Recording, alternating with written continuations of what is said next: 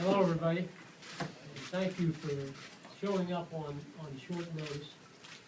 As you're well aware by now, I have made a decision relative to the leadership of our football program. Derek and I visited at length very early this morning. I want to say, because it's factual in nature, that I've really enjoyed the 13 months that I've had to work with Derek. And we have a very open and honest and respectful relationship. And all of our conversations have reflected that as the season has progressed, and it was no different this morning. I told Derek that we were going to move in a different direction with new leadership for our football program, and he handled it as you would expect.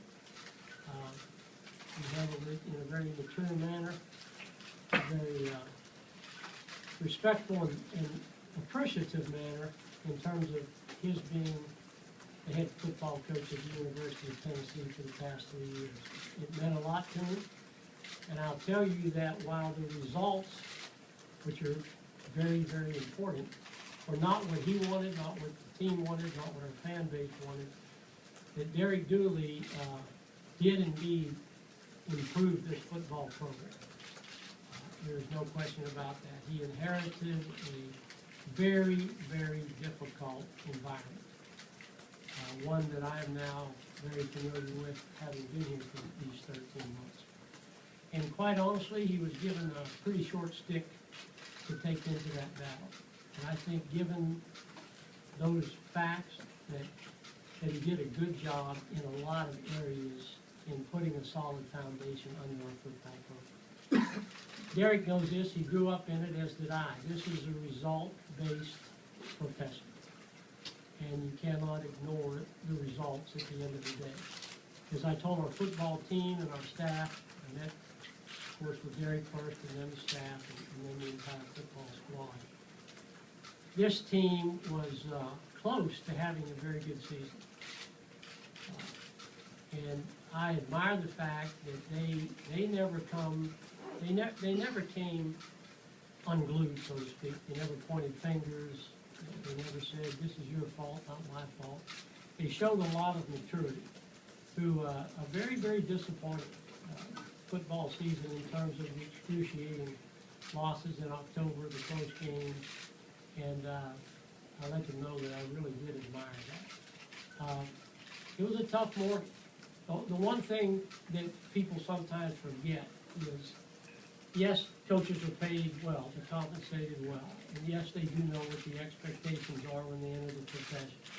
But they're human beings with spouses, kids.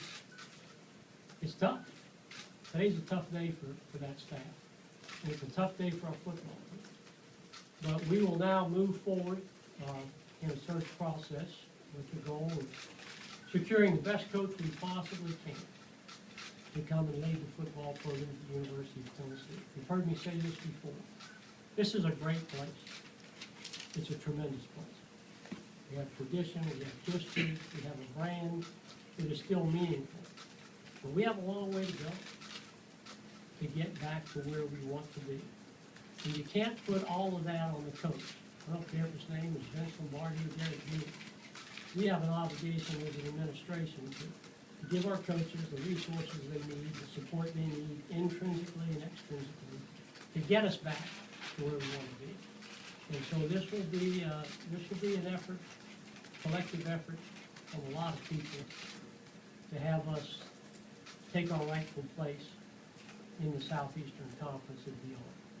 I'd be happy now to open it up for questions and try to give you the most direct answer, the most honest answer I can give you any question you might have. David, you've talked a lot about the financial challenges over the last year you've been here. Given the large buyouts that are going to be paid to Derek and his staff, how is that going to affect things going forward as far as what you can offer the new staff? Well, we're not going to let that be a detriment, Kevin, to securing the best coach we can. I've talked to the chancellor at length about that. We have a $1.9 million reserve, which in the Southeastern Conference is really unheard of. We compete against people who have reserves of $50 to $100+ million. So we're in a tough position financially. But the chancellor doesn't want us to be at competitive disadvantages of any nature, be they financial or academic or in any other room where we're trying to compete and get back to the top of that pyramid. And we're in a tenuous position.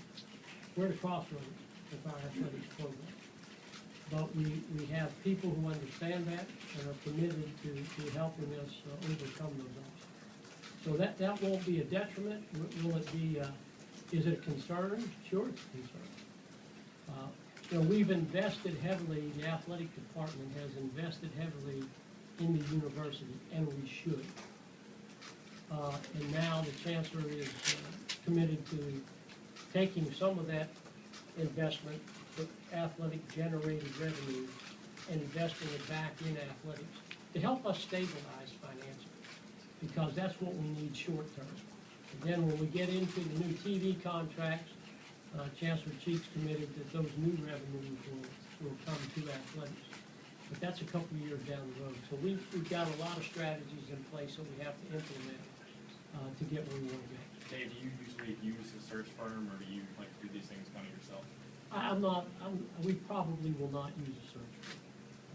And that's the thinking at this moment. You said that you gave Derek the opportunity to coach against Kentucky. Yes. He declined. Did he explain to you all the reasoning that was behind that? He did, and his concerns were the players. It was not, Derek is not at all bitter. He is not concerned about himself in that regard. He talked at length about his concern and how difficult that might be for the players, and it might take away their focus on the final game of the season, and particularly the seniors. So his concern, Chris, was the players and not himself.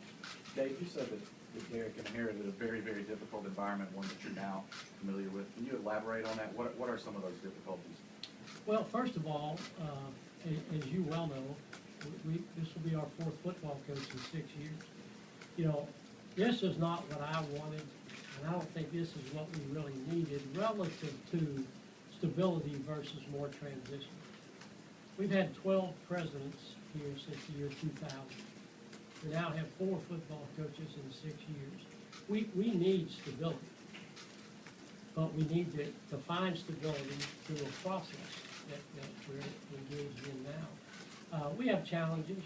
We have some competitive disadvantages that have been identified that everyone on our campus is working to overcome together. We have some academic competitive disadvantages that we're eliminating. These are all historical in nature. This has been the case for some time. And we're now beginning to address and rectify some of those disadvantages that are real in nature. What characteristics do you look for in a coach as you move forward? What are some of the parameters that you're going to establish? Well, you called me about wanting the job, John, so I'm going to go ahead and announce that. I'm pretty qualified. Yeah. Not what John Adams told me.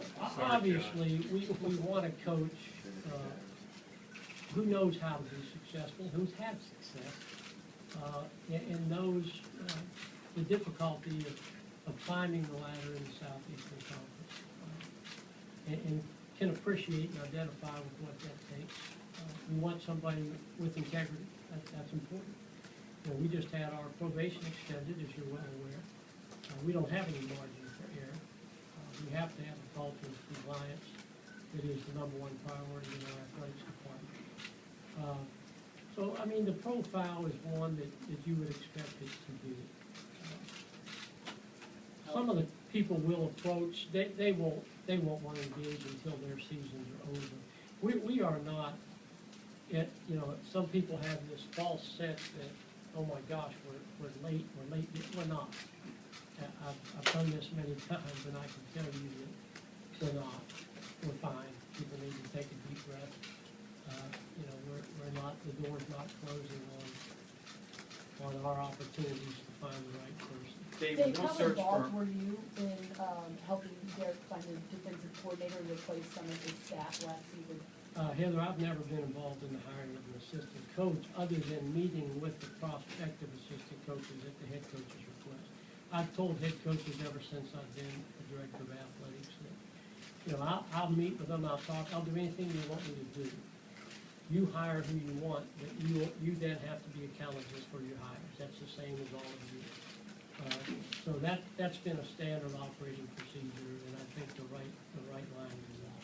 Dave, with no search firm, do you anticipate contacting athletic directors directly then to get permission and then speak to the coach? And also, would you be comfortable making a move prior to bowl season being completed, with the knowledge that that coach may come here after that bowl game? There are a lot of variables, and no searches are ever identical in nature. Those variables will be, like I said earlier, some coaches won't want to engage until after their season is over. You may have others who are in a different scenario that may be able to talk to you. I have friends in this profession in my 29 years in athletic administration who I trust implicitly, who I think share a level of expertise on the type of people that we'll want to explore, that I will talk to, and I trust those people. So I'll reach out to a few people of that nature. Dave, was there a point before last night where you felt during this season that this program needed to go in a different direction? Well, what I wanted to do, Rick, was give Derek Dooley and that staff and those young men every opportunity to succeed. Relative to the players, every opportunity to reach a bowl. That was one of the goals that was still remaining going into last night's game. For Derek and the staff, every opportunity to try to turn the corner. And throughout the month of October particularly, we were very close to Dooley, but couldn't quite get there. So that's how that unfolded. But until today, at no time did I tell Derek Dooley before this morning that we were making a change. Derek, or Dave, when you sit here and talk about competitive disadvantage academically, financially, crossroads for the athletics department, what is your sales pitch to a candidate out there, given what you've outlined here as the problems or concerns this department has? That we're correcting every one of them. The coaches will know what those are. They'll do their homework just as we do our homework. My pitch to them is what I said to open this press conference. This is a great place for us. And this is an attractive place to come and be the head football coach at the University of Tennessee. And to be the person responsible for providing the leadership that takes us back up the hillside. When did you get the reassurances that the things you've outlined are going to be corrected? When did you feel comfortable in saying what you said today? When did you learn that? We've been having these discussions for several weeks, and I feel comfortable. I feel very comfortable. Yeah, what Chancellor Cheek wants, and he's been great. He's been a great listener. You have to remember that, again, a lot of these things are, as I said, historical in nature. They've been going on for a while, and we've simply, talked about the elephant in the room, and how can we make progress toward eliminating anything that may be perceived by potential candidates as a hurdle that perhaps would be tough to get over. We're going to get over all of